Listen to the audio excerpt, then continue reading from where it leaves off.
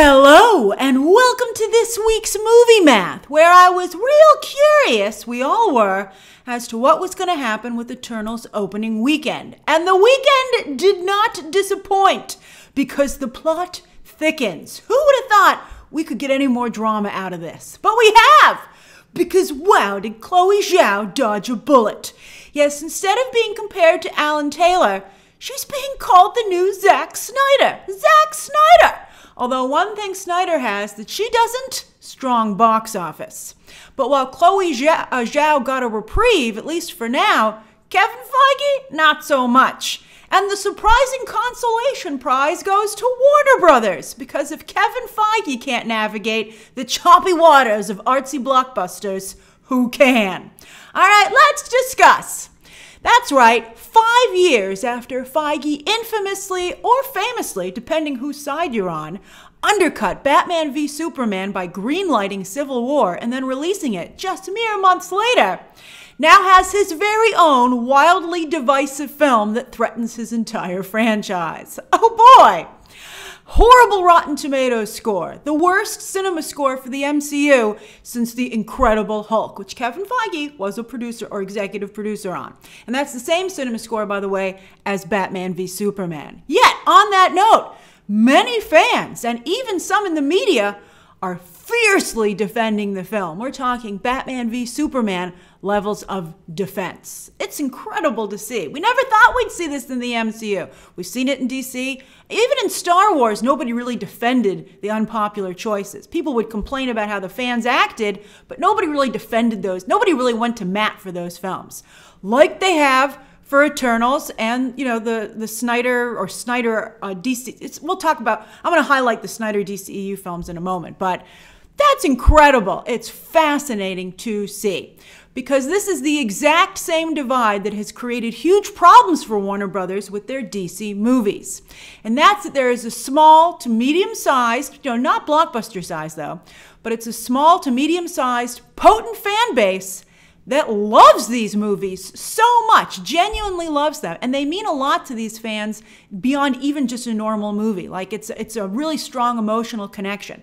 And because of that, this support is especially strong on social media, which can often seem, I mean, some of you like to say Twitter's not the world, but it often seems like it is.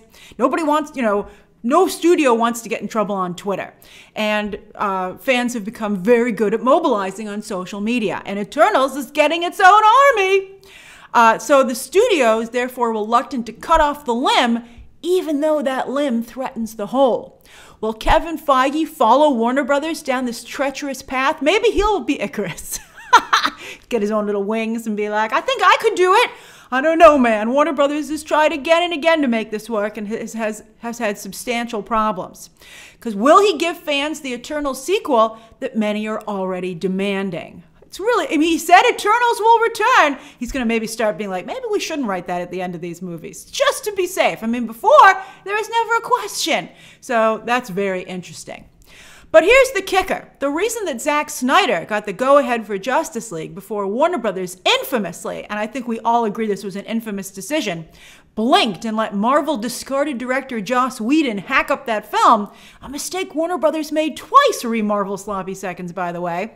But Zack Snyder had box office. Batman v Superman, to this day, is the biggest opening of the DCEU, and the second highest grossing film after James Wan's Aquaman. The Zack Snyder produced Wonder Woman, made with many members of his crew in key positions, is third. In fact, say what you will about Zack Snyder's DC movies, but all the films he made, or the ones that had his heavy participation and influence, are still the top earners after Aquaman, which is why here Warner Brothers would love James Wan to make their next Justice League movie. We'll see if he decides. He's been reluctant, but you never know what might happen. But yeah, so Zack Snyder really delivered box office-wise. Now, can Chloe Zhao? So far, the answer is no. I mean, it's not horrible. If it had a 6 in front of it, it would have been horrible. But still, Eternals is the lowest MCU pandemic debut to date at 71 million. I think it's going to have a really big drop next weekend, and that's where things are going to get serious. Here again, that's why I said Chloe Zhao has a reprieve. Not, she's not free and clear. because it was supposed to not only be the biggest for the MCU to date for the pandemic, but the first pandemic movie to open at over or around 100 million. Now it's nowhere close. Side note, ScarJo is having a great week, as Black Widow is still the biggest MCU pandemic opening, and it was day and date on Disney+. Shang-Chi shined in the 4-day frame, not the 3-day, so it doesn't measure up so much when you're looking at record numbers.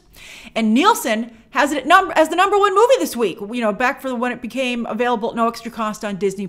We'll get to Nielsen in a moment, but wow, good for you, ScarJo. She talk about, playing chicken. She didn't blink, and she really won. That's the thing.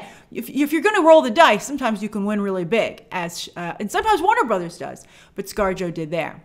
As I always tell you, bottom line, Hollywood is a business, and movies need to either bring in money and or prestige. So Zhao is clearly not going to make the MCU bank. I don't know if she's going to embarrass herself just yet, but she's not going to make them the amount of money that she's supposed to, even during a pandemic.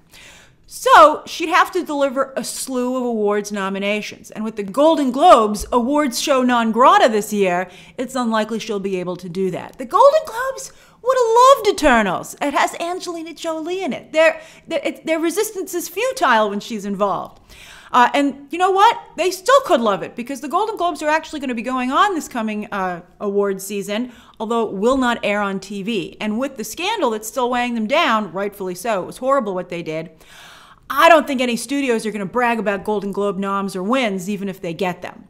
So, and I don't, with that Rotten Tomatoes score, I really don't see Eternals doing well at the Oscars. Maybe it'll get a few pity noms in secondary categories, but I think that awards aren't going to materialize for this movie in a way that it needs to really help Chloe Zhao. As for Kevin Feige, who is a Hollywood god thanks to his impeccable record, well, now it's got a big blemish on it. Oh, it will be fascinating to see how he moves forward after this with his risky Phase 4. And some of these risks are already too far along for him to pull back on them, so he's just going to have to ride them out. Ooh. We'll discuss this more this coming week in a separate video. The overseas box office debut for Eternals is pretty good, with a global debut of 161.7, the biggest since F9. So it's actually really good, but I think it's not going to last, which is why I can't get too excited about it. F9 went on to do quite well, but that's because it did so well in China in large part. And Eternals ain't going to China because of Chloe Zhao.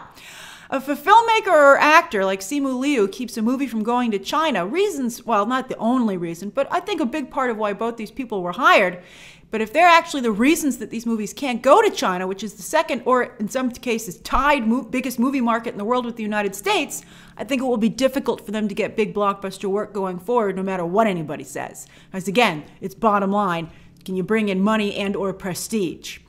Meanwhile, No Time to Die, which did get a Chinese release, is not only closing in on joining F9 in the 700 million club, the new $1 billion club of the pandemic. So sad! But MGM and United Artists are brilliantly taking advantage of no big movies opening this coming weekend because nobody wanted to go up against Eternals in its second week when it looked like it was going to be a mega hit. So No Time to Die is hitting PVOD this Tuesday, premium video on demand, where you can purchase it, like iTunes, Amazon, the like, which gives it just a 31-day window. I think that they shortened the window from the usual 45 that people are doing because they wanted to take advantage of this weekend. And I think they will. I think No Time to Die will be, I thought it would be big anyway, but I think now it's just going to be even bigger. It's going to be huge. I also think Red Notice will be very big on streaming this weekend as it hits Netflix, and it accidentally finds it had this date for a while, but so it's a happy accident that it also will be able to take advantage of this upcoming wide open weekend. Red Notice was in 750 theaters this weekend for a very limited release. Blockbusters usually hit 3,000 to 4,000 theaters in a weekend, and therefore it failed to crack the top 10. But I mean, it could have, I think, if it had a stronger per theater average, but here's the thing. A 7-day window is just undoable. I think that Netflix, if they really want their movies to do well in theaters, is going to have a bigger window. I don't know if it's worth it to them to do it, quite frankly. They just want to have these windows to qualify for awards. I think that's really what interests them about a theatrical release. I think they really want to make sure that their audience is happy, and I don't think they'd be happy if they had to wait 30 to 45 days for movies.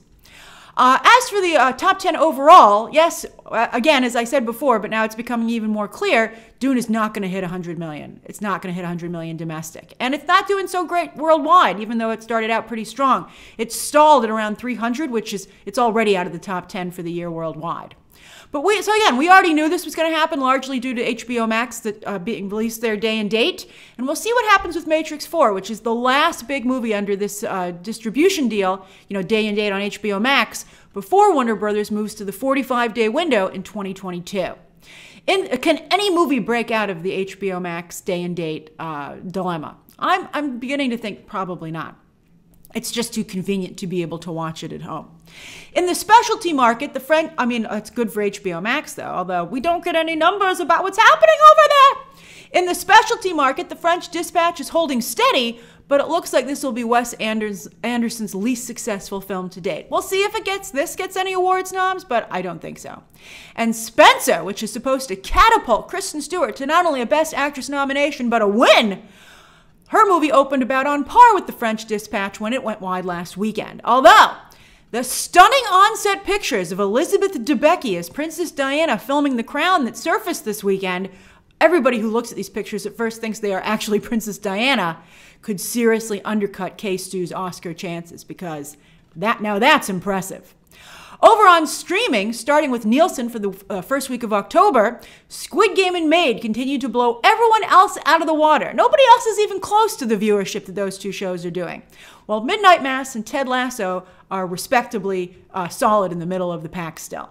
Dave Chappelle's The Closer, with just one episode, it's worth noting, did debut in the lower part of the top 10. And Only Murders in the Building popped back into the top 10 with its 8th episode out of 10. For this week. So it's in its 8th week. And it's, it's holding on. Hulu was so strong there for a few weeks, but it's really fallen back. As for movies, again, Black Widow shot to #1 when it became available at no extra cost on Disney+, while Netflix's The Guilty is still going strong in its 2nd week. And look at Titanic, still a draw after all these years, although surely runtime helps when views are counted by the minutes and not the purchase points.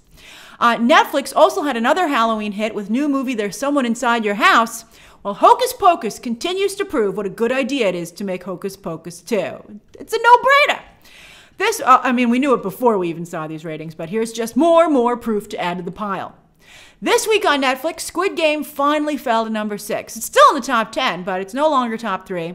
As Black Western, The Harder They Fall debuted at #1 on Wednesday. I'm excited for Jonathan Majors to host SNL this coming weekend and is still holding the top spot on Sunday. Holiday movie Love Hard also opened strong in 2nd place with lots of great word of mouth. I heard a lot of you say you really like this movie. Followed by new animated series Big Mouth, which I think debuted last week, still doing very well. And the final season of Narcos Mexico had a nice debut this weekend in the top 5. You, still in the top 5, even though, Squid Game still in the top 10, Maid totally fell out at this point. And Army of Thieves is still in the top 10, so that's excellent. On iTunes, Free Guy, still #1, fantastic. While Nick Cage's Pig, a real cult favorite, at a 99-cent rental, got it up to #2. Paw Patrol, doing very well. No wonder they just greenlit a sequel to that movie. While another conservative actioner, this time starring Scott Eastwood and Mel Gibson, finds an audience on PVOD. As for this coming week, again, it's a surprise free-for-all as Eternals falters. I'm real curious what that 2nd weekend drop is going to be. It should be around 70%, which is what all the blockbusters have been doing, but will it be high 70s? I can't. No, there's no way it's going to be in the 80s. That would be insane. Kenneth Branagh, we'll see. We'll see what happens. I don't think that's going to happen, but at this point, we don't know for sure. Kenneth Branagh's Belfast, what a trailer. This is theaters only. I think it could be a sleeper hit and a sleeper awards contender. Like K-Stew and R. Pats, Jamie Dornan and Dakota Johnson, who do not have fan names though, have both managed to become serious actors after debuting in a much ridiculed blockbuster franchise, thank you very much. On streaming, again, the 2 big movies this week are No Time to Die hitting PVOD on Tuesday and Red Notice, which hits Netflix on Friday.